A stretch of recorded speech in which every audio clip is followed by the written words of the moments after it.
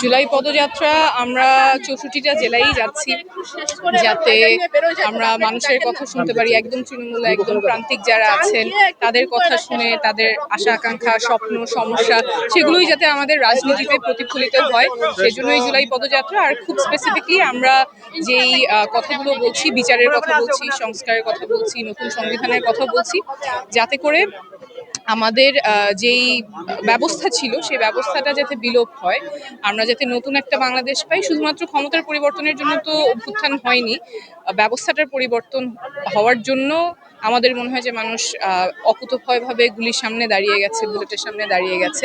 তো সেই ব্যবস্থাটা যাতে অটুট না থাকে, ব্যবস্থাটা যাতে মানুষের কল্যাণের জন্য হয়, ক্ষমতা যাতে কুক্ষিগত না থাকে, রাষ্ট্রটা যাতে নাগরিকের হয়, সেই কথাগুলোই আমরা বলছি এবং সেটাই আমরা মানুষের কাছ থেকেও শুনতে পাচ্ছি। খুবই ভালো সাড়া পাচ্ছি, খুবই স্বতঃস্ফূর্তভাবে মানুষ সাড়া দিচ্ছেন। আপনারা হয়তো ছিলেন, গত কয়েকদিন দেখেছেন যে রাস্তায় যারা দাঁড়িয়ে ছিল ওরা পাশে চলে আসছে, এসে কথা বলতে চাচ্ছে, ছবি তুলতে চাচ্ছে। তারপর ছাদে মানুষ দাঁড়িয়ে আছে, বারান্দায় মানুষ দাঁড়িয়ে আছে, জানালায় ধরে দাঁড়িয়ে আছে।